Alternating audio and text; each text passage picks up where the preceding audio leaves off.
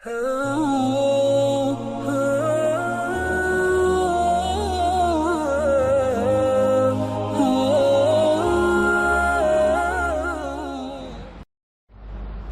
علیکم ورحمۃ اللہ وبرکاتہ. امید ہے آپ سب خیریت سے ہوں گے.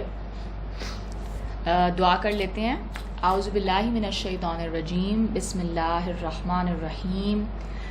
الحمد للہ الذی ہدانا لہذا وما کنا لنہتدی لولا ان ہدانا اللہ. خدا کا شکر ہے جس نے ہم کو یہاں کا رستہ دکھایا، اور اگر خدا ہم کو رستہ نہ دکھاتا تو ہم رستہ نہ پا سکتے. اللہم ارنا الاشیاء کما ہی. اے اللہ ہمیں چیزیں ویسی دکھائیے جیسی کہ وہ ہیں. اللہم ارنا الحق حقا وارزقنا اتباعہ وارنا الباطل باطلا وارزقنا اجتنابہ. اے اللہ ہمیں سچ کو سچ دکھائیے اور اس کی پیروی کرنے کی توفیق عطا فرمائیے، اور اے اللہ ہمیں غلط کو غلط دکھائیے اور اس سے بچنے کی توفیق عطا فرمائیے. اللہم انفعنا بما علمتنا وعلمنا ما ينفعنا وزدنا علما. اے اللہ ہمیں فائدہ پہنچائیں اس علم سے جو ہم حاصل کریں، اور ہمیں وہ علم سکھائیے جس سے ہمیں فائدہ ہو اور ہمیں علم میں بڑھائیں. آمین یا رب العالمین. آج انشاءاللہ ہم سورہ البینہ پڑھیں گے. سورہ البینہ is the 98th surah of the Holy Quran. And there is a difference of opinion about this surah being مکی اور مدنی. انشاءاللہ اس پہ ہم بات کر لیں گے، بٹ جنرلی اس کو مکی سورہ ہی کہا جاتا ہے. کل 8 آیات ہیں اس میں. پہلے میں سورہ کی تلاوت کروں گی ترجمے کے ساتھ، اور اس کے بعد انشاءاللہ ہم سورہ کی تفسیر اسٹڈی کریں گے. اعوذ باللہ من الشیطان الرجیم. بسم اللہ الرحمن الرحیم. لم یکن الذین کفروا من اہل الکتاب والمشرکین منفکین حتی تأتیہم البینہ. اہل کتاب میں سے کافر اور مشرک لوگ باز آنے والے نہیں تھے یہاں تک کہ ان کے پاس کھلی دلیل آئے. رسول من اللہ یتلو صحفا مطہرہ، یعنی ایک رسول اللہ کی طرف سے آئے جو پاک صحیفے پڑھ کر سنائے. فیہا کتب قیمہ، جن میں درست مضامین لکھے ہوں. وما تفرق الذین اوتوا الکتاب الا من بعد ما جاءتہم البینہ، اور اہل کتاب نے جو اختلاف کیا تو واضح دلیل آنے کے بعد. وما امروا الا لیعبدوا اللہ مخلصین لہ الدین حنفاء ویقیموا الصلاۃ ویؤتوا الزکاۃ وذلک دین القیمہ. اور انہیں صرف یہی حکم دیا گیا تھا کہ اللہ کی عبادت کریں اور نماز قائم کریں اور زکوٰۃ دیں، اور یہی محکم دین ہے. ان الذین کفروا من اہل الکتاب والمشرکین فی نار جہنم خالدین فیہا اولئک ہم شر البریہ. بے شک جو لوگ اہل کتاب میں سے منکر ہوئے اور مشرکین، وہ دوزخ کی آگ میں ہوں گے، اس میں ہمیشہ رہیں گے. یہی لوگ بدترین مخلوقات ہیں. ان الذین آمنوا وعملوا الصالحات اولئک ہم خیر البریہ. بے شک جو لوگ ایمان لائے اور نیک کام کیے، یہی لوگ بہترین مخلوقات ہیں. جزاؤہم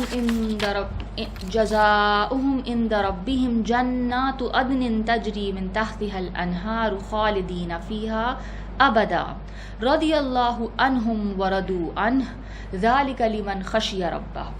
ان کا بدلہ ان کے رب کے پاس ہمیشہ رہنے کی بہشت ہے. ان کے نیچے نہریں بہتی ہوں گی، وہ ان میں ہمیشہ ہمیشہ رہیں گے. اللہ ان سے راضی ہوا اور وہ اس سے راضی ہوئے. یہ اس کے لیے ہے جو اپنے رب سے ڈرتا ہے. سورہ البینہ. اس سورہ کے جیسے میں نے کہا مکی یا مدنی ہونے میں اختلاف ہے. چونکہ اس سورہ میں اہل کتاب کا بھی تذکرہ آتا ہے، اس وجہ سے کچھ مفسرین نے اس کو مدنی قرار دیا ہے. لیکن جن مفسرین کے خیال میں یہ مکی سورہ ہے، وہ محض اہل کتاب کے ذکر کو اس صورت کے مدنی ہونے کے لیے کافی وجہ نہیں سمجھتے، کیونکہ کئی مکی صورتیں ایسی ہیں جن میں آپ دیکھتے ہیں کہ بائی دا وے یا ضمناً اہل کتاب کا تذکرہ آتا ہے، اور کئی مدنی صورتیں ایسی ہیں جن میں مشرکین کا ذکر ضمناً آتا ہے۔ مکی دور میں بھی مدینے کے یہود اور مکے کے مشرکین کا اسلام کے خلاف گٹھ جوڑ ہو چکا تھا، اور یہود مشرکین کو بہت سے اعتراضات اور سوالات سکھایا کرتے تھے، اور مشرکین کی نگاہ میں جیسے آپ کو پتہ ہے اہل کتاب کی بہت قدر تھی، یعنی وہ ان کو کتاب والے مانتے تھے کہ یہ ان کے پاس الہامی علم ہے، اور ان کی بہت عزت اور قدر کرتے تھے، اور یعنی کوئی ان کے سوالات ہوتے تھے تو وہ انہی کو پریزنٹ کرتے تھے کہ آپ ہمیں بتائیں، آپ ہمیں گائیڈ کریں، ٹھیک ہے۔ تو وہ ان کو کیونکہ آسمانی علم کے حامل سمجھتے تھے اور اپنے آپ کو وہ اس سے محروم سمجھتے تھے۔ اگر ہم اس کو سم اپ کریں اس سورہ کو، تو اس سورہ مبارکہ میں ہم یہ دیکھتے ہیں کہ مشرکین اور اہل کتاب کے ان ہٹ دھرم اور ضدی لوگوں کا ذکر ہے جو اپنے کفر کو چھوڑنا نہیں چاہتے تھے، اور یعنی سچائی کو سمجھ کر اور انڈرسٹینڈ کر کر رسول اللہ صلی اللہ علیہ وسلم کی سچائی ان پر واضح ہو گئی تھی، قرآن پاک کا اللہ کا کلام ہونا ان پر واضح ہو گیا تھا، یہ سب کچھ جانتے بوجھتے ہوئے صرف اپنی ضد، انا اور اپنی ہٹ دھرمی کی وجہ سے وہ اپنے کفر کو یعنی وہ اس پہ اڑے رہے اور انکار پہ اڑے رہے، اور ان کا مطالبہ کیا تھا کہ اگر کوئی بینہ پیش کی جائے، یعنی کوئی بہت واضح دلیل، ٹھیک ہے، بینہ کو آگے ہم ڈسکس کریں گے کہ اس کا مطلب کیا ہے، تو وہ رسول اللہ صلی اللہ علیہ وسلم کو نبی مان لیں گے۔ اللہ تعالیٰ نے ان کے اس مطالبے کو رد کرتے ہوئے فرمایا کہ اہل کتاب نے اپنے دین میں جو تفرقہ کیا، جو ڈویژنز کریٹ کیے، وہ بینہ کے آنے کے بعد کیا۔ اس کے بعد صرف ایک آیت میں اللہ تعالیٰ نے دین کا خلاصہ بیان کر دیا، اور آخر میں ہم یہ دیکھتے ہیں کہ مشرکین اور اہل کتاب میں سے جنہوں نے کفر کیا اور جو ایمان اور عمل صالح جنہوں نے کیے، ان دونوں کا انجام بھی بہت واضح طور پر بیان کر دیا۔ تو اب اس کی سورہ کی تفسیر انشاءاللہ دیکھ لیتے ہیں۔ لم یکن الذین کفروا من اہل الکتاب والمشرکین منفکین حتی تأتیہم البینہ، اہل کتاب میں سے کافر اور مشرک لوگ باز آنے والے نہیں تھے یہاں تک کہ ان کے پاس کھلی دلیل آ جائے۔ اچھا، اب اس آیت میں اہل تفسیر کا اختلاف ہے۔ جو جمہور مفسرین ہیں، جو میجورٹی جنہوں نے تفسیر کی، ان کے خیال میں اس آیت کا مطلب یہ ہے کہ حضور صلی اللہ علیہ وآلہ وسلم کی بعثت سے پہلے، ان کے یعنی مبعوث ہونے سے پہلے مشرکین اور اہل کتاب بہت زیادہ گمراہی میں مبتلا ہو گئے تھے۔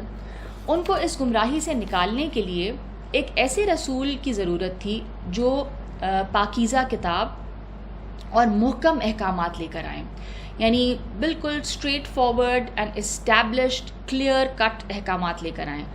لیکن جب وہ رسول آ گئے، جب وہ رسول صلی اللہ علیہ وسلم تشریف لائے، جب ان کو وہاں اپوائنٹ کیا گیا، تو ان لوگوں نے اس رسول کا انکار کیا اور تفرقے میں پڑ گئے۔ اس رسول کے ذریعے ان کو اللہ کی عبادت، اقامت الصلاۃ اور ایتاء الزکوٰۃ کا حکم دیا گیا تھا۔ اچھا، جب اب اس کی یہ تفسیر اور انڈرسٹینڈنگ لی گئی تو اس کی وجہ سے مفسرین کو اشکال کا سامنا کرنا پڑا، کیونکہ حضور صلی اللہ علیہ وسلم کی بعثت کے بعد مشرکین اور اہل کتاب اپنے کفر اور شرک سے باز نہیں آئے، بلکہ ہم نے کیا دیکھا ہسٹری میں کہ وہ کفر اور مخالفت میں مزید آگے بڑھ گئے۔ یعنی بینہ آنے کے بعد، رسول پاک صلی اللہ علیہ وسلم کی بعثت ہونے کے بعد، قرآن پاک کے نزول کے بعد، ان کی نبوت کے اعلان کے بعد کیا ہوا؟ وہ ایمان نہیں لائے، وہ بلکہ کفر میں مزید بڑھ گئے، ٹھیک ہے۔ تو اب پھر اس حوالے سے اہل تفسیر نے اس کی مختلف توجیحات پیش کی، اور ان میں سے ایک جواب صاحب کشاف نے یہ دیا ہے۔ کفار کے دو فریق تھے، اہل کتاب اور بت پرست، ٹھیک ہے، جو ڈینائی کر رہے تھے قرآن پاک کو یا رسول اللہ صلی اللہ علیہ وسلم کو، تو اس میں دو گروپس تھے، ایک تو اہل کتاب تھے اور ایک وہ تھے جو بت پرست تھے، مشرکین مکہ۔ محمد صلی اللہ علیہ وسلم کے مبعوث ہونے سے پہلے اہل کتاب کیا کہتے تھے؟ وہ یہ کہتے تھے کہ ہم اپنے دین کو ترک نہیں کریں گے حتیٰ کہ وہ نبی آ جائے، وہ نبی مبعوث ہو جائیں جن کا ہم سے وعدہ کیا گیا ہے، اور یہ وعدہ تورات اور انجیل میں لکھا ہوا ہے، اور جو نبی مبعوث ہونے والے تھے وہ محمد صلی اللہ علیہ وسلم ہیں۔ پھر اللہ تعالیٰ نے ان سے یہ حکایت کی کہ جب وہ رسول آ گئے تو انہوں نے حق قبول نہیں کیا اور وہ اپنے کفر پر برقرار رہے۔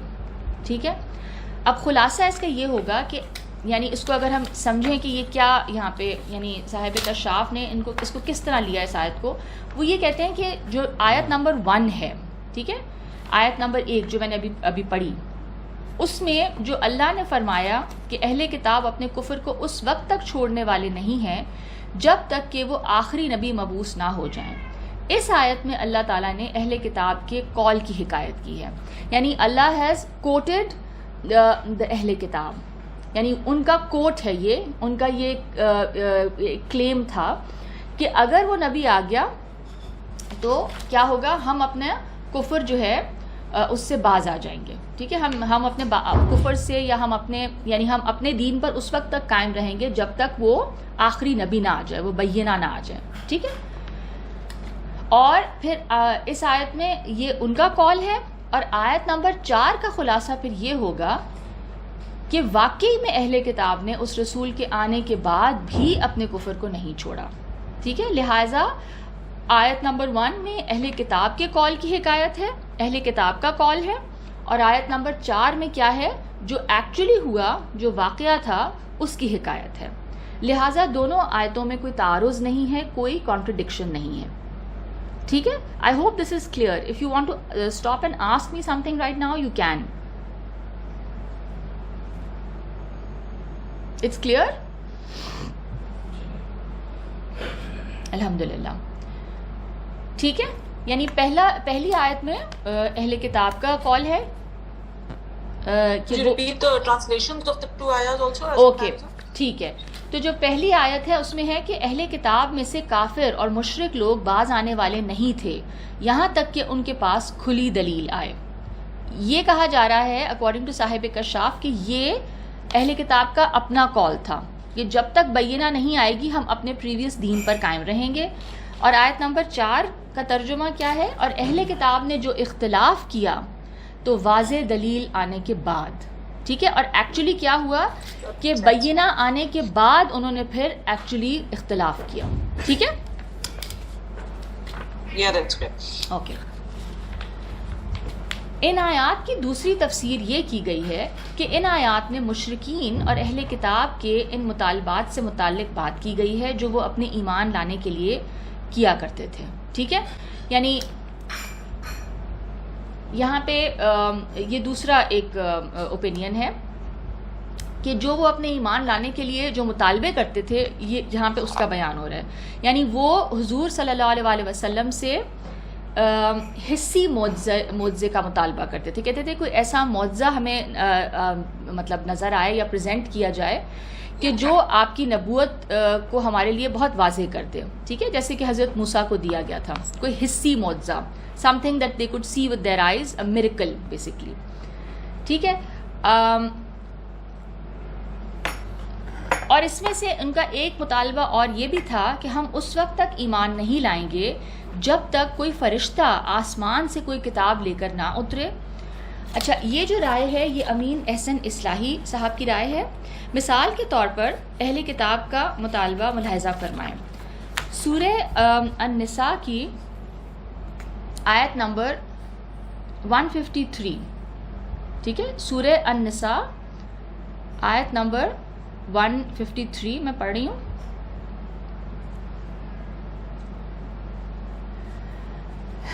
يَسْأَلُكَ أَهْلُ الْكِتَابِ أَن تُنَزِّلَ عَلَيْهِمْ كِتَابًا مِّنَ السَّمَاءِ فَقَدْ سَأَلُوا مُوسَىٰ أَكْبَرَ مِنْ ذَلِكَ فَقَالُوا أَرِنَا اللَّهَ جَهْرَةً فَأَخَذَتْهُمُ الصَّاعِقَةُ بِظُلْمِهِمْ ثُمَّ اتَّخَذُوا الْعِجْلَ مِن بَعْدِ مَا جَاءَتْهُمُ الْبَيِّنَاتُ فَعَفَوْنَا عَن ذَلِكَ وَآتَيْنَا مُوسَىٰ سُلْطَانًا مُبِينًا۔ اے محمد صلی اللہ علیہ وسلم، اہل کتاب تم سے درخواست کرتے ہیں کہ تم ان پر ایک لکھی ہوئی کتاب آسمان سے اتار لاؤ، تو یہ موسیٰ سے اس سے بھی بڑی بڑی درخواستیں کر چکے ہیں. ان سے کہتے تھے ہمیں خدا ظاہری طور پر یعنی آنکھوں سے دکھا دو.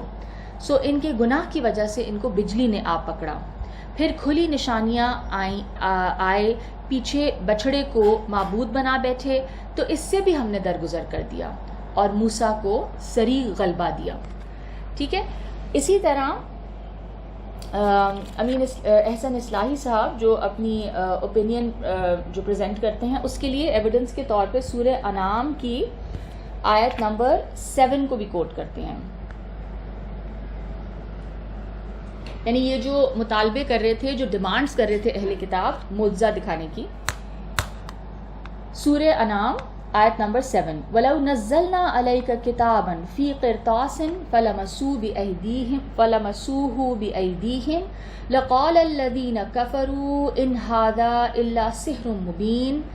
اور اگر ہم تم پر کاغذوں پر لکھی ہوئی کتاب نازل کرتے اور یہ اسے اپنے ہاتھوں سے بھی ٹٹول لیتے، ٹچ کر لیتے، تو جو کافر ہیں وہ یہی کہہ دیتے کہ یہ تو صاف اور صریح جادو ہے. ٹھیک ہے. اور اگر آپ کو یاد ہو تو حضرت موسیٰ علیہ السلام کے ساتھ بھی یہی واقعہ پیش آیا تھا کہ یہ بڑا جادو ہے، وہ چھوٹا جادو ہے، حالانکہ انہوں نے معجزہ پریزنٹ کیا تھا. تو جس نے نہیں ماننا، وہ اللہ تعالیٰ فرما رہے ہیں اس کی ذہنیت کیا ہے کہ وہ پھر بڑے سے بڑا معجزہ دیکھ کر بھی انکار کرے گا، کیونکہ اس نے انکار کرنے کی ٹھانی ہوئی ہے سچائی کو جاننے کے بعد. اسی طرح سورہ المدثر کی آیت نمبر 52.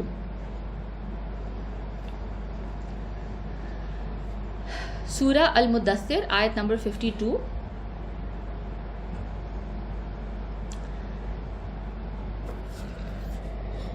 بل یرید کل امرئ منہم ان یؤتی صحفا منشرہ. اصل بات یہ ہے کہ ان میں سے ہر شخص یہ چاہتا ہے کہ اس کے پاس کھلی ہوئی کتاب آئے. یعنی یہ بھی ایک اتنی ریڈیکولس سی ڈیمانڈ تھی کہ ہر شخص کیا چاہ رہا تھا کہ میرے پاس اپنی پرسنل کتاب آ جائے، یعنی ایک شخص کو میں کیوں مانوں. ٹھیک ہے. تو اس طرح کے ان کے جو مختلف جو ان کی جو ڈیمانڈز تھیں، ان کو امین احسن اصلاحی صاحب نے پریزنٹ کیا ہے ایز ایویڈنس. اس آیت میں اہل کتاب اور مشرکین 2 گروہوں کا ذکر ہے، اور حضور صلی اللہ علیہ وسلم کی بعثت کے وقت سرزمین عرب پر یہی 2 گروہ تھے جو ان کے انیشل آڈینس تھے. آپ کی بعثت کے بعد مزید 2 گروہ وجود میں آئے، اور وہ کون سے تھے؟ ایمان لانے والے مومنین اور منافقین، یعنی جنہوں نے ظاہری طور پر ایمان قبول کیا تھا بٹ اندر سے وہ اس کو نہیں مانتے تھے. ٹھیک ہے. اہل کتاب میں یہود اور نصارہ شامل تھے جن کے پاس آسمانی کتابیں موجود تھیں. the Jews and the Christians. ٹھیک ہے. وہ موجود تھے اور وہ دونوں جو ہے آسمانی کتابوں کے حامل تھے. مشرکین سے مراد عرب کے بت پرست تھے جن کے پاس کوئی آسمانی کتاب نہیں تھی. اب اس آیت میں جو ورڈ آتا ہے نا منفقین، ٹھیک ہے، والمشرکین منفقین. منفقین کا جو روٹ ورڈ ہے وہ ہے فا کاف کاف. اس کے معنی ہیں جدا ہونا، چھڑانا، ہٹانا یا ہٹنا اور باز آنا. ٹھیک ہے.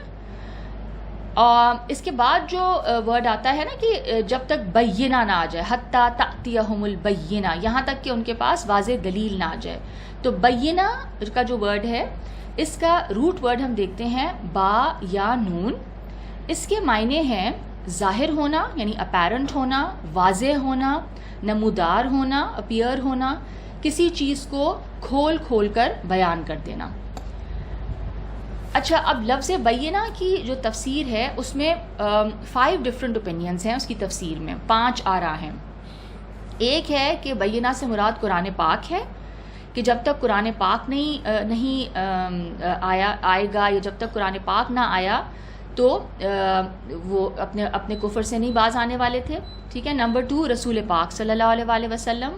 نمبر 3 سچ کا واضح ہو جانا اور دلائل کا ظہور، یعنی ایویڈنس کا اتنا اپیرنٹ ہو جانا، وہ جو دلیلیں ہیں وہ اتنی واضح ہو جائیں کہ کوئی ان کو ڈینائی نہ کر سکے.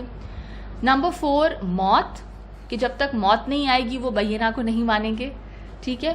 نمبر 5 معجزہ، تو یہ تمام معنی اہل تفسیر نے لیے ہیں، یعنی ڈفرنٹ آرائے یہ ایگزسٹ کرتی ہیں۔ اب اس آیت کا مطلب یہ بنے گا کہ اہل کتاب اور مشرکین میں سے وہ لوگ جنہوں نے کفر کا راستہ اختیار کیا ہے وہ اپنے کفر اور شرک سے باز آنے والے نہیں ہیں جب تک ان کے پاس بینہ نہ آ جائے۔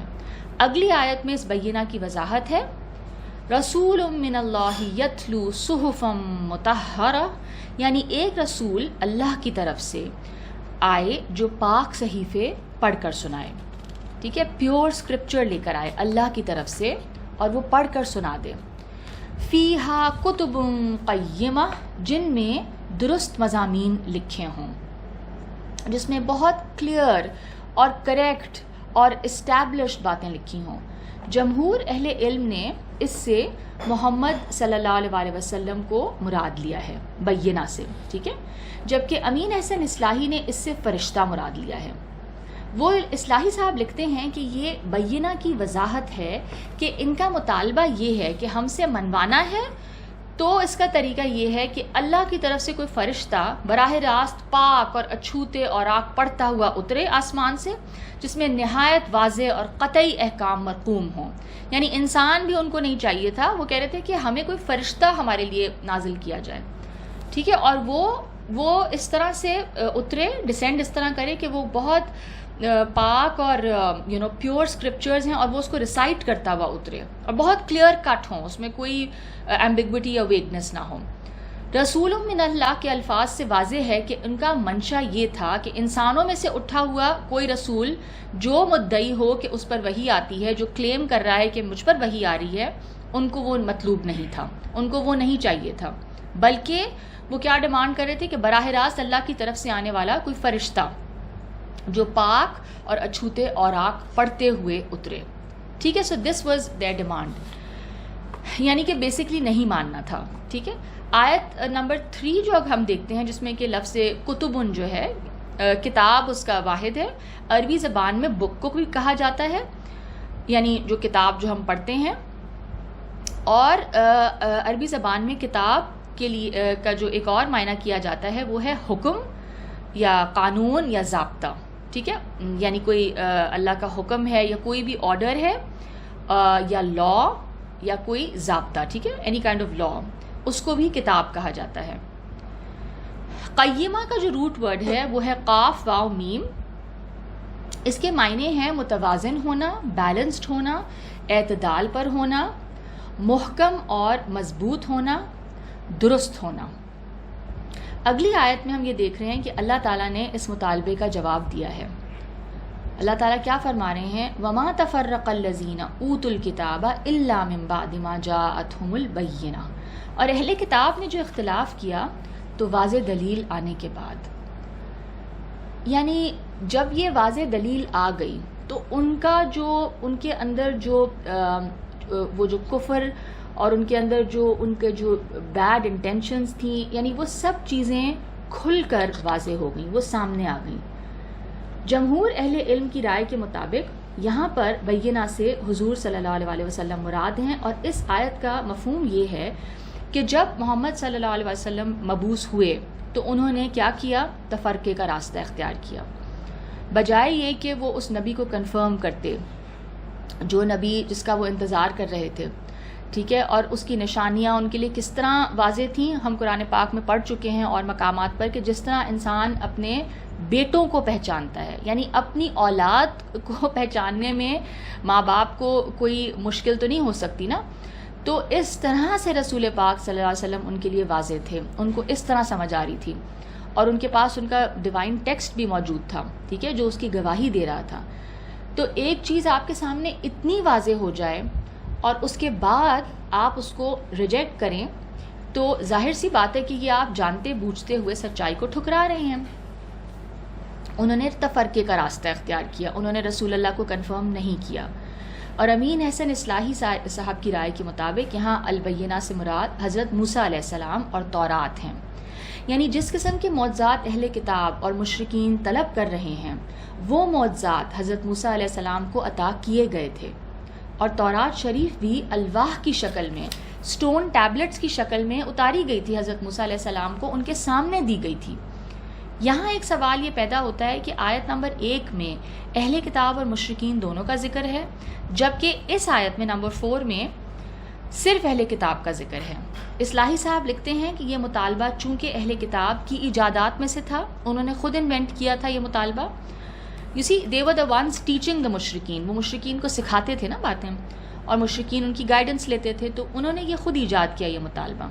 تو جو انہوں نے قریش کے لیڈروں کو اس لیے سکھایا تھا کہ وہ اس کو قرآن کے خلاف استعمال کریں، اس وجہ سے قرآن نے اس کا جواب انہی کو سامنے رکھ کر دیا کہ یہ جب بینہ نازل ہوئی، قرآن پاک جب آیا، تو اس کے بعد اہل کتاب نے کیا کیا؟ تفرقہ کیا۔ ٹھیک ہے، حضور صلی اللہ علیہ وسلم کے بینہ ہونے کی وضاحت کرتے ہوئے علامہ غلام رسول سعیدی صاحب لکھتے ہیں، حضور پاک صلی اللہ علیہ وسلم کو بینہ اس لیے فرمایا ہے کہ حق اور باطل کو آپ نے ہی بیان فرمایا ہے، اور دنیا اور آخرت کی ہر اہم چیز آپ نے ہی بیان فرمائی ہے، اور اپنی نبوت اور اسلام کی صداقت پر آپ صلی اللہ علیہ وسلم نے ہی معجزات پیش کیے۔ سب سے بڑا معجزہ خود قرآن کریم ہے، اس کو بھی آپ صلی اللہ علیہ وسلم نے پڑھ کر سنایا۔ سو اللہ کی توحید اور آپ صلی اللہ علیہ وسلم کی نبوت پر حجت قاطعہ اور واضح دلیل آپ کی ذات گرامی ہے، یعنی رسول پاک صلی اللہ علیہ وسلم کی جو اپنی پرسنالٹی اور شخصیت تھی، ٹھیک ہے، اور جس طریقے سے وہ قرآن پاک کو ایکسپلین کرتے تھے، اور جس طریقے سے وہ خود قرآن پاک پر عمل کرتے تھے، یہ قرآن پاک کی اللہ تعالیٰ کی کتاب ہونے کی سب سے بڑی دلیل تھی۔ And then his own character, اور ان کا جو خلق عظیم تھا، جو ان کا عظیم ترین کردار تھا، وہ انتہائی سچے انسان تھے نبوت سے پہلے بھی، اور انتہائی ٹرسٹ وردی امین تھے۔ اور اس سبجیکٹ پر ہم نے پہلے بھی تھوڑی بات کی ہے کہ رسول جتنے بھی رسولوں کا تذکرہ قرآن پاک میں ملتا ہے اور ان کی لائف کے بارے میں جو ہمیں پتہ چلتا ہے، تو اس سے ہم یہی اندازہ لگاتے ہیں کہ وہ تمام انبیاء نبوت سے پہلے بھی، یعنی نبی بننے سے پہلے بھی ان کا کردار انتہائی اعلیٰ اور عرفہ ہوتا ہے سوسائٹی میں، اینڈ ان کی ایک بہت اچھی ریپوٹیشن ہوتی ہے سوسائٹی میں۔ تو اور پھر آبویسلی نبوت ملنے کے بعد پھر وہ مزید نکھر کے واضح ہوتی جاتی ہے، مزید پیوریفیکیشن ہوتی جاتی ہے ان کی۔ تو وہ ایک سوسائٹی کے لیے اور ظاہر سی بات ہے کہ ایسا شخص جس کی ریپوٹیشن اتنی اچھی ہو، جو اتنا سچا اور ٹرسٹ وردی انسان ہو، تو جب وہ اس طرح کا کلیم کرے تو وہ that in itself is very clear evidence, you know, کہ ایک اتنا انتہائی سچا انسان اس طرح کی بات کر رہا ہے۔ اگلی آیت نمبر 5، وَمَا أُمِرُوا إِلَّا لِيَعْبُدُوا اللَّهَ مُخْلِصِينَ لَهُ الدِّينَ حُنَفَاءَ وَيُقِيمُوا الصَّلَاةَ وَيُؤْتُوا الزَّكَاةَ وَذَلِكَ دِينُ الْقَيِّمَةِ، اور انہیں صرف یہی حکم دیا گیا تھا کہ اللہ کی عبادت کریں، ایک رخ ہو کر خالص اس کی اطاعت کی نیت سے، اور نماز قائم کریں اور زکوٰۃ دیں، اور یہی محکم دین ہے۔ اس چھوٹی سی آیت میں ہم دیکھتے ہیں کہ اللہ سبحانہ و تعالیٰ نے دین کا خلاصہ بیان کر دیا ہے۔ اٹس بیوٹیفل، یعنی پورے دین کو اللہ تعالیٰ نے اس آیت میں سم اپ کر دیا۔ عبادت، یعبدو کا جو ورڈ ہے نا، لیعبدو، عبادت کا جو روٹ ورڈ ہے وہ ہے عین با دال، جس کے معنی ہیں غلامی اختیار کرنا، کسی کی سلیوری میں آ جانا، کسی کا غلام بن جانا، تذلل اختیار کرنا یعنی بچ جانا کسی کے آگے، اطاعت کرنا یعنی کسی کے آگے انتہائی عاجزی اور انتہائی محبت کے ساتھ اپنے آپ کو کسی کے آگے بچھا دینا، کسی کے آگے اپنے آپ کو سپرد کر دینا، سبمٹ کر دینا۔ مخلصین کا جو روٹ ورڈ ہے، خا لام صاد اس کے معنی ہیں، اس کا روٹ ورڈ ہے، جس کے معنی ہیں کھوٹ اور میل سے الگ ہو کر صاف اور خالص ہو جانا، ٹھیک ہے، کسی چیز کو پیوریفائی کر دینا، اس میں سے جو امپیور ایلیمنٹ ہے اس کو نکال دینا اور اس کو پیوریفائی کر دینا، کسی چیز کو صاف کرنا اور اس کے زائد اور فالتو حصوں کو چھانٹ دینا، ٹھیک ہے، چھانٹی کر دینا۔ الدین کا جو ورڈ ہے اس کے معنی ہے بدلہ، یا اطاعت، یہ دونوں میننگز اس کے آتے ہیں. ٹھیک ہے، بدلہ ہے یعنی ریوارڈ یا جزا، اور اطاعت یعنی کہ اوبیڈینس. اچھا، ہم یہ دیکھتے ہیں کہ قرآن مجید کے کچھ اور مقامات پر یہ بتایا گیا ہے کہ اللہ تعالیٰ کی طرف سے جو دین وحی کے ذریعے اتارا گیا یا عطا کیا جاتا ہے اس کے 2 حصے ہوتے ہیں. ٹھیک ہے، ایک ہوتا ہے الدین اور دوسرا ہوتا ہے شریعت. الدین جو ہے اس میں وہ تمام حقائق، وہ تمام ریالٹیز اور وہ تمام احکامات شامل ہیں جو کہ یعنی کامن ہیں، تمام انبیاء کو دیے گئے ہیں. وہ سیم احکامات ہیں اور جن میں حالات اور زمانے کی تبدیلی کی وجہ سے کسی رد و بدل کی ضرورت نہیں پیش آتی. ٹھیک ہے، یعنی جو اسپیشلی جو مورالٹی سے ریلیٹڈ احکامات ہیں، ٹھیک ہے، جو اخلاقیات ہیں، ہم یہ دیکھتے ہیں کہ وہ وہی اخلاقیات ہیں جو کہ تورات میں ہیں، جو انجیل میں ہیں، جو سابقہ کتب میں موجود ہیں. انہی تعلیمات کو قرآن پاک بھی ریپیٹ کر رہا ہے اور کنفرم کر رہا ہے. ٹھیک ہے، تو وہ الدین ہے. اور وہ کب سے چلا آ رہا ہے؟ وہ سنس دا فرسٹ پروفٹ، یعنی کہ وہ وہی دین ہے جو کہ اللہ تعالیٰ نے، یعنی کہ جو دین اسلام ہے جو چلا آ رہا ہے شروع سے، صدیوں سے، اور ہر نبی کو وہی دین دیا گیا. رائٹ، اس میں کوئی تبدیلی نہیں ہوئی. شریعت جو ہے، جو شریعت دی گئی مختلف انبیاء کو، جو لاز، ڈوز اینڈ ڈونٹس جو ہیں، حلال حرام، شریعت میں وہ احکامات شامل ہیں کہ جن میں کہ زمان و مکان کی تبدیلی کے مطابق، یعنی ٹائم جب بدلتا گیا اور ایریا ڈفرینٹ تھا، جو نبی جس ایریا میں مبعوث ہوا، جو زمانہ اوبیسلی مختلف زمانے میں مختلف انبیاء آئے، تو ان زمانے اور ان زمانوں اور ان علاقوں کے مطابق جو ہے اس شریعت کے اندر رد و بدل کی ضرورت ہوتی تھی. اور اللہ سبحانہ و تعالیٰ اپنی یعنی بے انتہا اور انفینٹ وزڈم کے تحت، ٹھیک ہے، اس کے تحت اللہ تعالیٰ نے اس شریعت کو ڈیزائن کیا. اچھا، اب اس حوالے سے ہم سورہ مائدہ کی ایک آیت ہے، آیت نمبر 48، وہ دیکھ لیتے ہیں.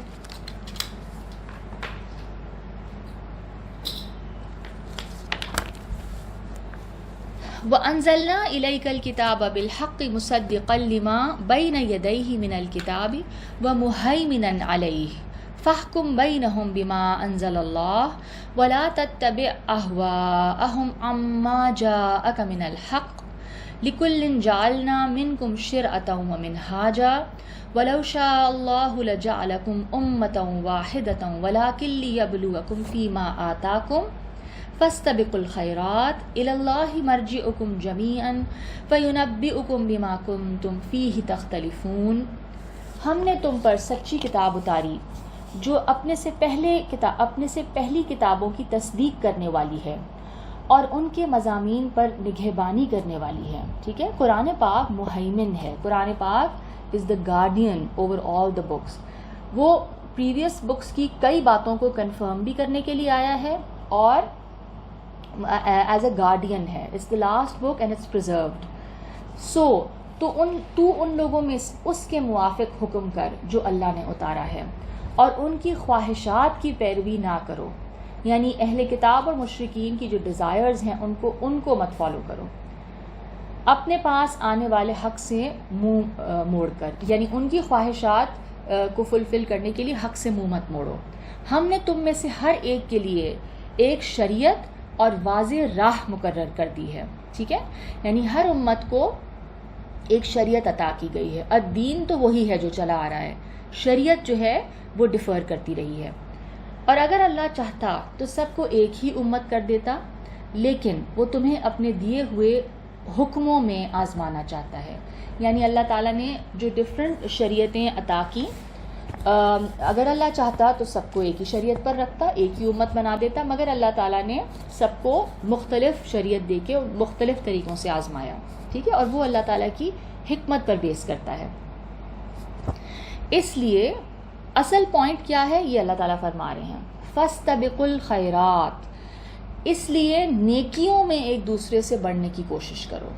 ٹھیک ہے، that is the essence of religion. سب کو اللہ کے پاس پہنچنا ہے، پھر وہ تمہیں بتائے گا جس میں تم اختلاف کرتے تھے. باقی جو چھوٹی موٹی فقہی بحثیں ہیں اس میں جو تمہارے اختلافات ہیں وہ اللہ تعالیٰ سارٹ آؤٹ کر دیں گے. اصل چیز کیا ہے کہ خالص نیت کے ساتھ نیکیوں میں آگے بڑھنے کی کوشش کرو. جو شریعت جس کو ملی اس کے مطابق اس نے عمل کیا اور اللہ تعالیٰ اس کو اسی میں آزماتے ہیں. ٹھیک ہے. دین جو ہے، جو ایسنس ہے دین کا، جو جیسے میں نے کہا نا، جو بیسک اخلاقیات ہیں، جو مغز ہے دین کا، وہ سیم ہے. And that has been the same throughout the ages. ہر نبی کو وہی دین دیا گیا. اور آپ کو پتہ ہے قرآن پاک میں کئی جگہ اللہ تعالیٰ نے تورات کو کوٹ کیا ہے، کہ اور کئی باقاعدہ لگتا ہے جیسے 10 کمانڈمنٹس کو بھی کوٹ کیا ہے. دیٹ مینس کہ وہ جو احکامات تھے اخلاقی اور یعنی جو سوسائٹی کے حوالے سے، جو حقوق العباد کے حوالے سے، حقوق اللہ کے حوالے سے جو احکامات تھے، وہ دے آر دا سیم. ٹھیک ہے. اور وہ وہی چلے آ رہے ہیں. اسی طرح سورہ الشورى کی آیت نمبر 13. جی کوئی کچھ کہنا چاہتا ہے؟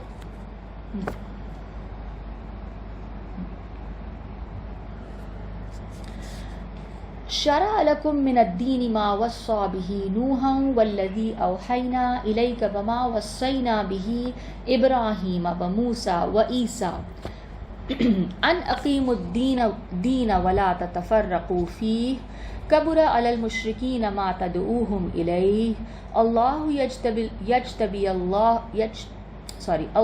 يجتبي إليه من يشاء ويهدي إليه من ينيب. تمہارے لیے وہی دین مقرر کیا جس کا نوح کو حکم دیا، اور اسی راستے کی ہم نے آپ صلی اللہ علیہ وسلم کی طرف وحی کی ہے، اور اسی کا ہم نے ابراہیم علیہ السلام اور موسیٰ علیہ السلام اور عیسیٰ علیہ السلام کو حکم دیا تھا کہ اسی دین پر قائم رہو اور اس میں پھوٹ نہ ڈالنا. جس چیز کی طرف آپ مشرکوں کو بلاتے ہیں وہ ان پر گراں گزرتی ہے، وہ ان کو ناپسند ہے، وہ نہیں آئیں گے اس چیز کی طرف. آپ ان کو اس کامن الدین کی طرف انوائٹ کر رہے ہیں. وہی دین جو ان تمام نبیوں کو دیا گیا ہے وہ نہیں مانیں گے. کیوں؟ کیونکہ ان کے نزدیک شریعت جو ہے وہ زیادہ امپورٹنٹ ہے. ٹھیک ہے. اور وہ اس لیے کیونکہ رسول پاک صلی اللہ علیہ وسلم کو ایک ڈفرینٹ شریعت دی گئی، اس لیے انہوں نے اس کو بیس بنا کے رسول پاک صلی اللہ علیہ وسلم کو ریجیکٹ کیا. ٹھیک ہے. تو وہ ان پر گراں گزرتا ہے کیونکہ وہ ان کی پہچان، ان کی آئیڈینٹی، ان کے تفاخر، ان کی پرائڈ کا ایک ذریعہ تھا. ٹھیک ہے. ریلیجس ان کی سپیریورٹی، ایک اتھارٹی تھی ان کی. اللہ جسے چاہے اپنی طرف کھینچ لیتا ہے، اور جو اس کی طرف رجوع کرتا ہے اسے وہ راہ دکھا دیتا ہے.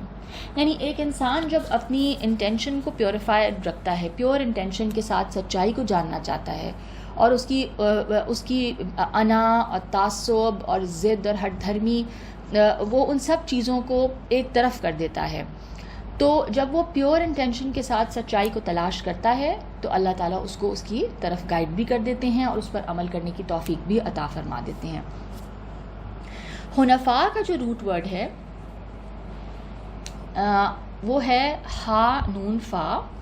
اس کے معنی ہیں یکسو ہونا. ٹھیک ہے. حنفاء کا جو ورڈ استعمال ہوا ہے نا اس آیت میں، یعنی بیسک احکامات ہیں کہ میں آیت دوبارہ پڑھتی ہوں کہ وما امروا الا لیعبدوا اللہ مخلصین لہ الدین حنفاء ویقیموا الصلاۃ ویؤتوا الزکاۃ وذلک دین القیمہ. ٹھیک ہے. یہ اللہ تعالیٰ فرما رہے ہیں مخلصین، دین کو خالص کر لو اللہ کے لیے، اللہ کی اطاعت کی نیت سے اپنے آپ کو خالص کر کے. اور حنفاء، تو حنفاء کیا ہے؟ ٹھیک ہے. اس کا روٹ ورڈ جیسے میں نے کہا ہا نون فا ہے. اس کے معنی کیا ہیں؟ یکسو ہونا. ٹھیک ہے. فوکسڈ ہونا، ہر طرف سے کٹ کر کسی ایک سمت کی طرف متوجہ ہو جانا. ٹھیک ہے. یعنی اللہ کے اوپر اس طرح سے فوکس ہونا. اور یہ لفظ حضرت ابراہیم علیہ السلام کے لیے بھی آیا ہے. ٹھیک ہے. وہ حنیف تھے، تو وہ ان کو کسی اور کی کوئی غرض یا کوئی اور کہیں سے وہ اپریسیشن یا وہ نہیں چاہتے تھے، وہ صرف اللہ کو راضی کرنے کے لیے. تو حنیف. ٹھیک ہے. ایک ہی ڈائریکشن میں، ایک ہی طرف متوجہ ہونا. یعنی ان کو کیا حکم دیا گیا تھا کہ وہ ہر طرف سے کٹ کر اور یکسو ہو کر اطاعت کو اللہ کے لیے خالص کرتے ہوئے صرف اور صرف اللہ ہی کی عبادت اور اسی کی غلامی اختیار کریں. ٹھیک ہے, اس میں ان کی اور ان کے کوئی اس میں ان کی انٹینشن ان میں اور ان کی کوئی اس میں چاہت نہ ہو اس کے علاوہ. دوسرا حکم کیا ہے اس آیت میں؟ ہم دیکھتے ہیں اقامت الصلاۃ, نماز کو قائم کرنا. عبادت یعنی اللہ کی اطاعت اور عبادت کا بہترین اظہار نماز کی صورت میں ہوتا ہے. ٹھیک ہے, جب آپ فزیکلی اپنی باڈی کو اس رب کے آگے جھکاتے ہیں اور اپنی پیشانی کو اس کے آگے رکھ دیتے ہیں تو یعنی ایک انتہائی ایک عاجزی کا پوسچر ہے.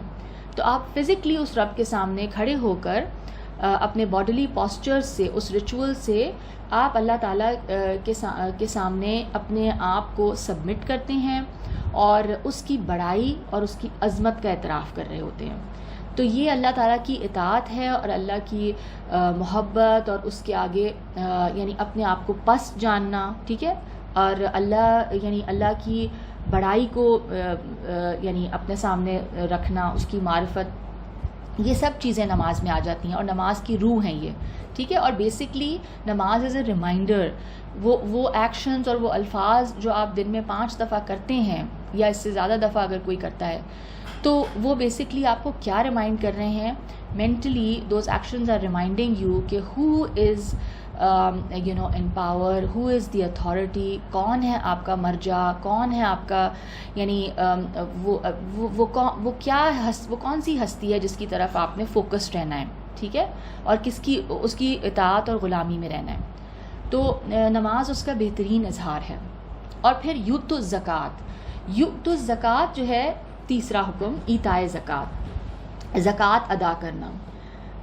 دین اور مذہب جو ہے ہمارا وہ تعلق مع الخالق یا حقوق اللہ, اللہ تعالیٰ کے ساتھ جو انسانوں کا تعلق ہے اور جو اللہ کے حقوق ہیں ہم پر, اس پہ بھی بہت زور دیتا ہے اور وہ فاؤنڈیشن ہے دین کی. ٹھیک ہے, اور اس کے ساتھ ساتھ تعلق مع الخلق یعنی حقوق العباد, جو اب سوسائٹی میں آپ جس سوسائٹی میں رہتے ہیں, جو آپ کا فیملی یونٹ ہے, اس کے حوالے سے جتنے انسان آپ کے ساتھ ہیں, جن کے ساتھ آپ کے تعلق ہیں, آپ کی انٹریکشنز ہیں, ان کے کیا حقوق ہیں آپ کے اوپر, اس کے حوالے سے بھی دین ہمیں مکمل رہنمائی فراہم کرتا ہے. ٹھیک ہے, تو اب اگر ہم یہ دیکھیں تو یؤتوا الزکوٰۃ کیا ہے؟ بیسکلی وہ حقوق العباد کی طرف اشارہ ہے. سیکولر جو نظریات ہیں یا جو نظام ہیں ان میں بھی ہم دیکھتے ہیں کہ حقوق العباد یعنی انسانی حقوق پر بہت زور دیا گیا ہے, مگر ان میں ایک چیز مسنگ ہے. اور وہ کیا مسنگ ہے؟ ان میں وہ جو تعلق مع الخالق ہے, جو رب کے ساتھ تعلق ہے, خدا کے ساتھ جو تعلق ہے, اس پر کوئی بات نہیں کی جاتی. ان میں کیا ہوتا ہے؟ صرف انسانی حقوق کے حوالے سے ان کے تحفظ کے لیے سخت ترین قوانین بنائے جاتے ہیں, اور پھر ان لاز کے ذریعے حقوق کی فراہمی یقینی بنانے کی کوشش بھی کی جاتی ہے. ٹھیک ہے, especially that section of society جو کہ ایکسپلائٹ ہوتا ہے, یعنی جو ویکر سیکشن ہے, ان کے لیے بہت آواز اٹھائی جاتی ہے اور بہت اچھی قانون سازی کی جاتی ہے. مذہب میں بھی اگرچہ ہم دیکھتے ہیں اس حوالے سے احکامات ہیں اور قوانین بھی موجود ہیں, لیکن اس کا جو منشا ہے وہ یہ معلوم ہوتا ہے کہ انسان خدا کے خوف اور اس کی محبت, یہ 2 جذبے اس کے اندر ہوں, اور ان کے ساتھ وہ اپنی دلی رضامندی سے, not by force of law کہ یہ لا ہے یا میں اس پہ فائن ہوگا, وہ ایک ایسا کنیکشن ہو خدا کے ساتھ آپ کا کہ آپ اس کو راضی کرنے کے لیے, اس کی محبت میں, اس کے خوف میں, اس کی ناراضگی کا خوف ہے آپ کو, اس کی سزا کا خوف ہے, اس کے ساتھ آپ حقوق العباد پورے کریں. اور پھر ہم یہ دیکھتے ہیں کہ اس مقصد کے لیے جو یہ تعلق مع الخالق ہے, اللہ تعالیٰ کے ساتھ جو یہ کنیکشن ہے, یہ بہت ضروری ہے. That becomes a very strong motivational factor then you see, because ٹھیک ہے آؤٹ سائڈ جو باہر سے آپ کے اوپر جو کچھ امپوز کیا جاتا ہے تھرو لا, وہ انسان اس سے بھی ڈرتا ہے, اور یعنی آبویسلی آپ قانون کی سزاؤں سے بچنا چاہتے ہیں, لیکن آپ کوئی راستہ, کوئی طریقہ تلاش کرتے ہیں کہ بچ جائیں کسی طرح. لیکن جب ایک اندر سے آپ کا اللہ تعالیٰ کے ساتھ ایک اتنا مضبوط تعلق قائم ہو جائے, تو پھر انسان کو you do not need that push from out side. وہ آپ کے اندر ایک موٹیویشنل فیکٹر اتنا اسٹرانگ ہوتا ہے کہ آپ کا رب کے ساتھ تعلق ہے اور آپ نے اپنے رب کو راضی کرنا ہے. اب آپ کی motivation it's inside you, you don't need any outside motivation. تو جتنا اسٹرانگ وہ تعلق ہوتا جائے گا اللہ تعالیٰ کے ساتھ, جتنی وہ محبت, and highest level obviously the highest یا دا موسٹ بیوٹیفل یا ڈیزائرڈ جو موٹیویشن ہے وہ تو یہ ہے کہ اللہ کی محبت میں کیا جائے, ٹھیک ہے. لیکن جنرلی انسان یعنی جنرلی ہم سب مطلب اس میں آتے ہیں کہ ہمیں خوف کی بھی ضرورت ہے, ٹھیک ہے. تو ہم کئی دفعہ ہم سست ہو جاتے ہیں یا موٹیویشن کم ہوتی ہے, تو اللہ تعالیٰ نے پھر اپنی جو یعنی سزائیں بتائی ہیں یا اپنی ناراضگی کا جو اظہار کیا ہے, تو اس کے حوالے سے that also becomes a motivation for us. تو فیئر اینڈ لو بوتھ, ٹھیک ہے. And that like I said that relationship with the creator. تو جس انسان کا پھر یہ تعلق, میں کہہ رہی ہوں نا, جس طرح اللہ کے ساتھ جتنا مضبوط ہوتا جائے گا, وہ دل کی پوری رضامندی کے ساتھ خوشی خوشی بغیر کسی جبر کے, بغیر کسی زبردستی کے بندوں کے حقوق ادا کرے گا, ٹھیک ہے. پھر اس کے لیے معاف کرنا بھی آسان ہوتا جائے گا. اسی وجہ سے ہم دیکھتے ہیں کہ تعلق مع الخالق, اللہ تعالیٰ کے ساتھ جو ہمارا اسٹرانگ ریلیشن شپ ہے, اس پر بہت زیادہ زور دیا گیا ہے قرآن پاک میں, ٹھیک ہے. ایتائے زکوٰۃ کے حوالے سے کچھ بات کر لیتے ہیں. ہم دیکھتے ہیں قرآن مجید میں اقامت الصلاۃ کے ساتھ اکثر ایتائے زکوٰۃ کا بھی بہت زیادہ حکم اور مطالبہ ہے, ٹھیک ہے. اکثر یہ ساتھ ہی آتے ہیں یہ دونوں احکامات. ہم لوگ عام طور پر زکوٰۃ کا مفہوم کیا سمجھتے ہیں؟ ہم محض یہی سمجھتے ہیں کہ سال میں ایک مرتبہ مال کی ایک مخصوص مقدار کو راہ خدا میں دے دینا, ٹھیک ہے. ایک سرٹن پرسنٹیج ہے جو کہ ایک نصاب ہے. یہ ٹھیک بات ہے کہ احادیث میں ہم دیکھتے ہیں کہ زکوٰۃ کا ایک نصاب بتایا گیا ہے, ڈیفائن کیا گیا اس کو, اور یہ ہر صاحب نصاب پر فرض ہے. لیکن اگر ہم قرآن مجید کو ایز اے ہول دیکھتے ہیں تو یوں محسوس ہوتا ہے, آپ یقین کریں, اگر آپ قرآن مطلب ظاہر ہے آپ سب پڑھتے ہی ہوں گے, اگر آپ غور کریں تو توحید, ونس آف گاڈ اور آخرت, یہ دو ٹاپکس بہت زیادہ ایمفسائزڈ ہیں, بہت زیادہ اس پہ ڈسکشن اور ریپیٹیشن ہے, ٹھیک ہے, کہ خدا ایک ہی ہے اور آخرت ہے, ٹھیک ہے, اور جواب دہی ہے. ان دو ٹاپکس کے بعد جس چیز پر سب سے زیادہ زور دیا گیا ہے وہ کیا ہے؟ فرض زکوٰۃ کے علاوہ جو انفاق ہے, یعنی just spending in general, sharing your wealth. اور ظاہر سی بات ہے کہ یہ انفاق کیا ہے جس پر اس قدر زور دیا گیا, یہ فرض زکوٰۃ کے علاوہ ہی ہے, ٹھیک ہے.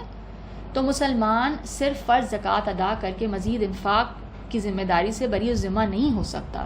یعنی آپ ایک دفعہ سال میں ایک دفعہ آپ نے بس وہ جتنی بھی پرسنٹیج تھی 2.5% آپ نے کیلکولیٹ کر کے آپ نے رمضان میں ادا کر دی, آپ بری ذمہ نہیں ہو سکتے. یعنی یہ آبویسلی اور ہر کسی کی حیثیت کے مطابق ہے, آپ کی مالی حیثیت کے مطابق ہی انفاق ہے. یہ نہیں کہ ہر انسان سے مطلوب ہے کہ ہزاروں لاکھوں اسپینڈ کرے, لیکن دا پوائنٹ از کہ یعنی جس طرح سے نظر آتا ہے قرآن پاک میں کہ صحابہ کرام پوچھتے تھے ہم کیا خرچ کریں, تو ایک مقام پہ کیا کہا گیا کہ جو بھی زائد از ضرورت ہے, یعنی جو ایکسٹرا ہے وہ دے دو اللہ کی راہ میں, یعنی جس چیز کی ضرورت نہیں ہے اس کو مت جمع کرو, اس کو دے دو, ٹھیک ہے, جو تم نے نہیں استعمال کرنا. تو ٹینجیبل انٹینجیبل جیسے میں نے کہا نا کہ جس فارم میں بھی آپ کر سکتے ہیں شیئرنگ, وہ اسپیشلی مال کے اوپر تو بہت زیادہ بات کی گئی, بیکاز مال آبویسلی ہماری زندگی کا سہارا ہے اور اسی سے ہم سروائیو کرتے ہیں. تو انفاق کا بے تحاشا ذکر ہے, اور وہ آیت بھی ہم اس پہ بھی بات کر چکے ہیں جو کہ سورہ آل عمران کی آیت ہے کہ ہرگز تم نیک نہیں بن سکتے جب تک تم اپنے مال میں سے یعنی اپنی پسندیدہ چیز نہ خرچ کر سکو.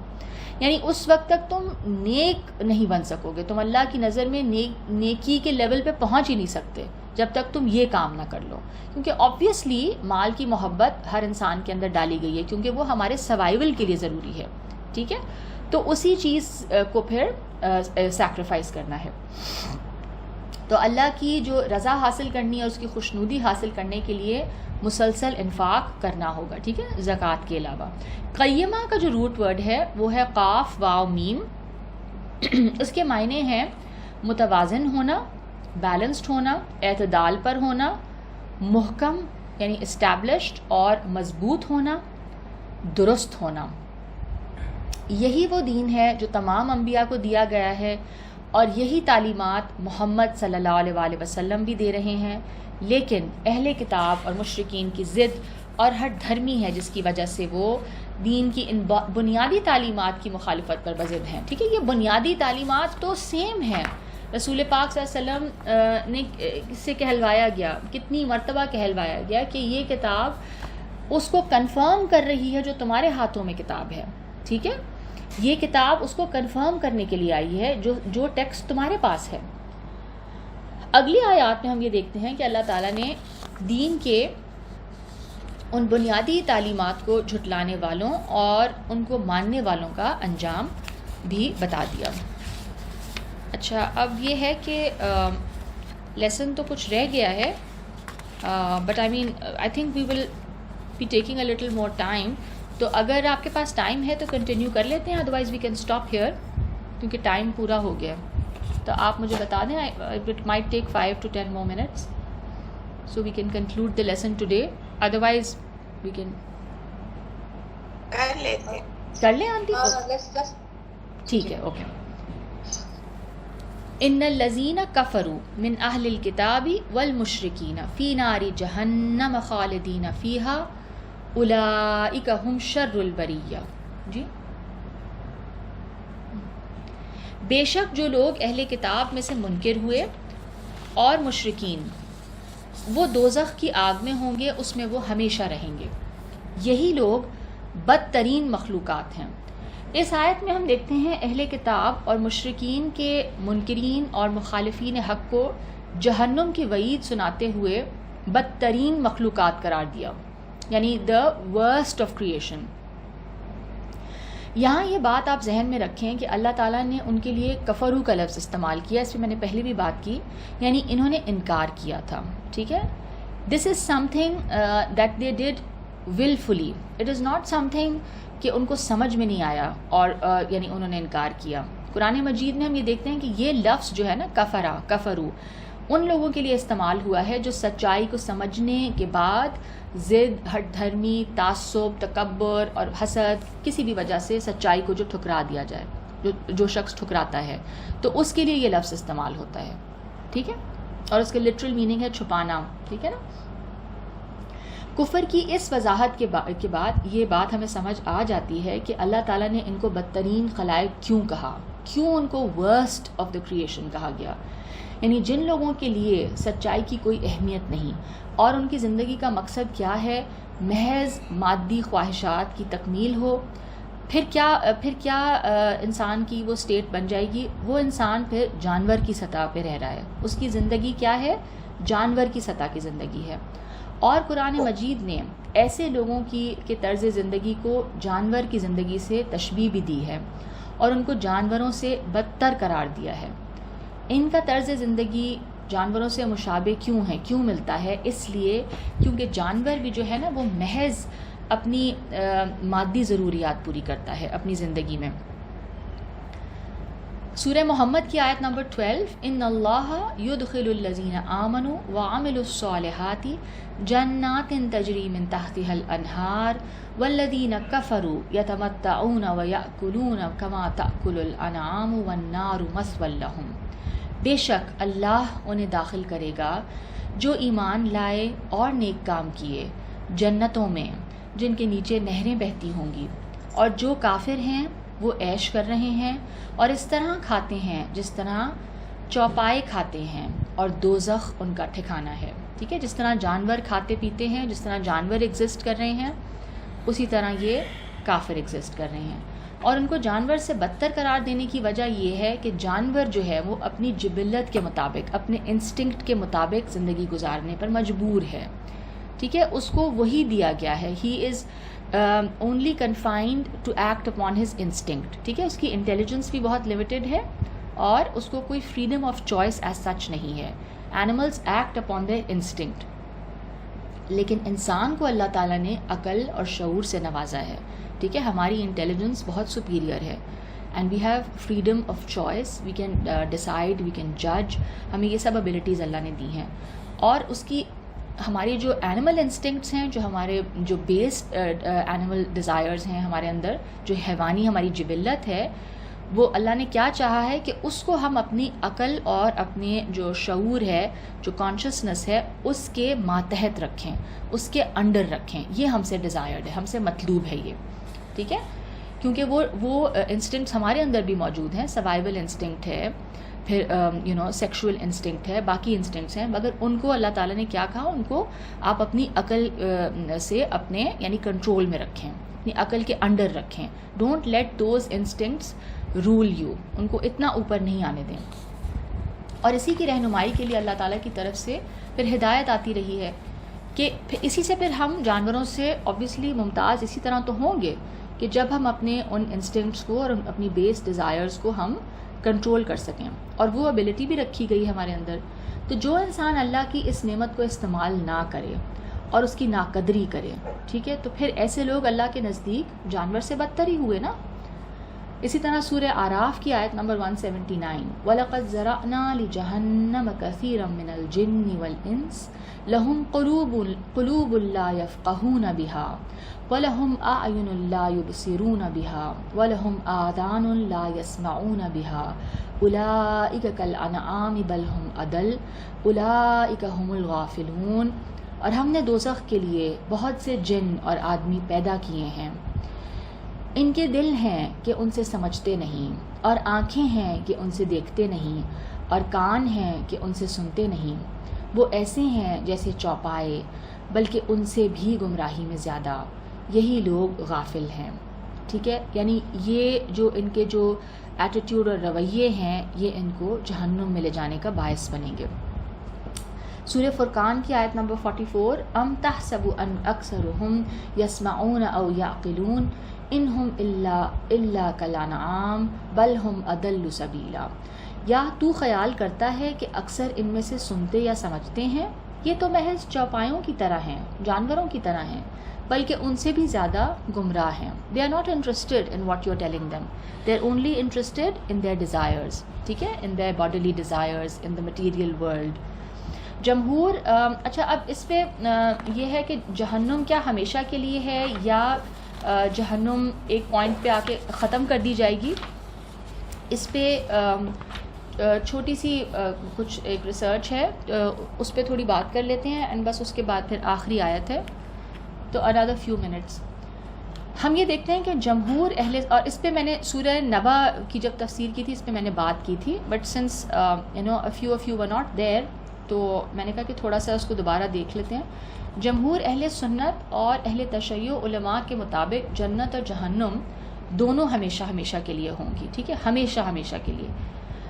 جہم بن صفوان جو ہیں، جن کا تعلق جہمیہ فرقے سے ہے، انہوں نے اس معاملے میں اختلاف رائے ان کا نظر آتا ہے. ان کے مطابق اللہ کے سوا کچھ بھی ابدی نہیں، لہٰذا جہنم بھی ابدی نہیں ہوگی. یہ ان کا اوپینین ہے. شیخ ابن القیم جو کہ 691 ہجری سے ان کا تعلق ہے، ان کے مطابق جہنم دائمی نہیں ہے، اٹرنل نہیں ہے. وہ اپنی رائے کی دلیل کے لیے چند آیات پیش کرتے ہیں. سورہ ہود آیت 106 and 107، فَأَمَّا الَّذِينَ شَقُوا فَفِي النَّارِ لَهُمْ فِيهَا زَفِيرٌ وَشَهِيقٌ. پھر جو بد ہوں گے تو وہ آگ میں ہوں گے، اس میں ان کی چیخ و پکار پڑی رہے گی. خالدین فیہا ما دامت السماوات والارض الا ما شاء ربک ان ربک فعال لما یرید. اس میں ہمیشہ رہیں گے جب تک آسمان اور زمین قائم ہیں، ہاں اگر تیرے اللہ ہی کو منظور ہو.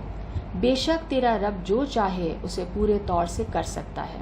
ٹھیک ہے، الا ما شاء ربک یعنی سوائے اس کے جو اللہ چاہے. ٹھیک ہے، تو ایک ایکسیپشن یہاں پہ آ گئی کہ ہمیشہ کے لیے رہیں گے وہ. ٹھیک ہے، خالدین فیہا ما دامت السماوات، جب تک آسمان اور زمین قائم ہیں، ایکسیپٹ واٹ اللہ ولز. تو ایک ایکسیپشن بھی آ گئی. اسی طرح سورہ انعام کی آیت 128، وَيَوْمَ يَحْشُرُهُمْ جَمِيعًا يَا مَعْشَرَ الْجِنِّ قَدِ اسْتَكْثَرْتُم مِّنَ الْإِنسِ وَقَالَ أَوْلِيَاؤُهُم مِّنَ الْإِنسِ رَبَّنَا اسْتَمْتَعَ بَعْضُنَا بِبَعْضٍ وَبَلَغْنَا أَجَلَنَا الَّذِي أَجَّلْتَ لَنَا قَالَ النَّارُ مَثْوَاكُمْ خَالِدِينَ فِيهَا إِلَّا مَا شَاءَ اللَّهُ إِنَّ رَبَّكَ حَكِیمٌ عَلِیمٌ۔ اور جس دن ان سب کو جمع کرے گا فرمائے گا، اے جنوں کی جماعت، تم نے آدمیوں میں سے بہت سے اپنے تابع کر لیے تھے، اور آدمیوں میں سے جو جنوں کے دوست تھے کہیں گے، اے ہمارے رب، ہم میں سے ہر ایک نے دوسرے سے کام نکالا اور ہم اپنی اس میعاد کو آ پہنچے جو تو نے ہمارے واسطے مقرر کی تھی۔ فرمائے گا، یعنی اللہ فرمائے گا کہ تم سب کا ٹھکانہ آگ ہے، اس میں ہمیشہ رہو گے، مگر یہ کہ جسے اللہ چاہے، اللہ بچائے، مگر یہ کہ جسے اللہ بچائے، بے شک تیرا رب حکمت والا جاننے والا ہے۔ اس کے علاوہ ہم دیکھتے ہیں کہ ابن القیم نے چند صحابہ کی آراء بھی پیش کی ہے۔ حضرت عمر رضی اللہ تعالی عنہ، عبداللہ بن مسعود، عمر بن عاص، ابو ہریرہ، ابو سعید خدری، عبداللہ بن عباس رضی اللہ تعالی عنہم، یہ ان سب کی رائے کے مطابق جہنم اٹرنل نہیں ہے، ٹھیک ہے، اکارڈنگ ٹو ابن القیم۔ وہ کہتے ہیں کہ ان سب کی یہی رائے ہے کہ یہ اللہ تعالیٰ کی جو حکمت ہے اس کا یہی تقاضا ہے کہ ایک وقت پر آ کر جہنم کو ختم کر دیا جائے یا معدوم کر دیا جائے۔ اور انہوں نے تابعین میں سے شعبی، ابو مجلس، اسحاق بن راہوے کہتے ہیں کہ وہ بھی تابعین میں سے وہ بھی اسی رائے کے قائل تھے کہ جہنم اٹرنل نہیں ہے۔ اور اس کے علاوہ اللہ تعالیٰ کی صفت رحم اور حکمت کو بھی انہوں نے بطور دلیل پیش کیا کہ جہنم دائمی نہیں ہوگی۔ ان الذین آمنوا وعملوا الصالحات اولئک هم خیر البریہ، بے شک جو لوگ ایمان لائے اور نیک کام کیے یہی لوگ بہترین مخلوقات ہیں۔ They are the best of creation. انہوں نے اپنی زندگی کا جو پوٹینشیل تھا، یعنی جس پوٹینشیل سے اللہ نے ان کو نوازا تھا، انہوں نے اس پوٹینشیل کو یوز کیا، ایکسپلائٹ کیا، اپنے فل پوٹینشیل پہ جینے کی کوشش کی، اپنے ہائیسٹ پوٹینشیل کو اچیو کرنے کی کوشش کی، ٹھیک ہے۔ And that is what is required of us. جو اللہ تعالیٰ نے ہمیں گفٹس اور ایبلٹیز دی ہیں، ٹھیک ہے، ہمارے جس ذہن سے ہمیں نوازا ہے اس کا بہترین استعمال، اور پھر انہوں نے نیک کام کیے، عمل صالح کیے، بینیفیشل کام کیے، انسانیت کو فائدہ پہنچایا، ٹھیک ہے، اور وہ کام کیے جن سے اللہ راضی ہوا، کنسٹرکٹیو کام کیے۔ جزاؤہم عند ربہم جنات عدن تجری من تحتها الانہار خالدین فیہا ابدا رضی اللہ عنہم ورضوا عنہ ذالک لمن خشی ربہ۔ ان کا بدلہ ان کے رب کے ہاں ہمیشہ رہنے کی جنت ہے، ان کے نیچے نہریں بہتی ہوں گی، وہ ان میں ہمیشہ ہمیشہ رہیں گے، اللہ ان سے راضی ہوا اور وہ اس سے راضی ہوئے۔ یہ اس کے لیے ہے جو اپنے رب سے ڈرتا ہے، جو اپنے رب کے یعنی اپنے رب کے خیال میں جیتا ہے کہ میرے رب کو یہ پسند ہے اور یہ نہیں پسند ہے۔ ہی از کاشس، ٹھیک ہے، وہ ایک کیئرفل زندگی گزارتا ہے۔ تو یہ ایک بہترین انجام ہے کہ انسان اللہ تعالیٰ کی بہترین کریشن، اللہ تعالیٰ کو راضی کر لے، اللہ اس سے راضی ہو جائے، اور انسان پھر اللہ تعالیٰ کی جو نعمتیں اور جو اللہ تعالیٰ کی خوشی اور اللہ کا پلیجر، اللہ کی محبت کا اظہار، وہ سب چیزیں جب اس کو ملیں وہ اللہ سے راضی ہو جائے۔ یعنی it can't get better than this, you meet your creator and he is so pleased with you and you are so pleased with him، ٹھیک ہے، تو اس سے زیادہ، اس سے بہترین اور خوبصورت انجام ہو نہیں سکتا۔ اللہ تعالیٰ ہم سب کو بھی ان میں شامل کرے، اللہ تعالیٰ ہمیں توفیق عطا فرمائے کہ ہم ایمان اور عمل صالح کے جو تقاضے ہیں اور جو اللہ تعالیٰ نے ہم سے چاہا ہے اس پہ ہم عمل کر سکیں اور اللہ کو راضی کر سکیں۔ ربنا تقبل منا انک انت السمیع العلیم وتب علینا انک انت التواب الرحیم، سبحانک اللہم وبحمدک نشہد ان لا الہ الا انت نستغفرک ونتوب الیک۔ السلام علیکم ورحمۃ اللہ وبرکاتہ۔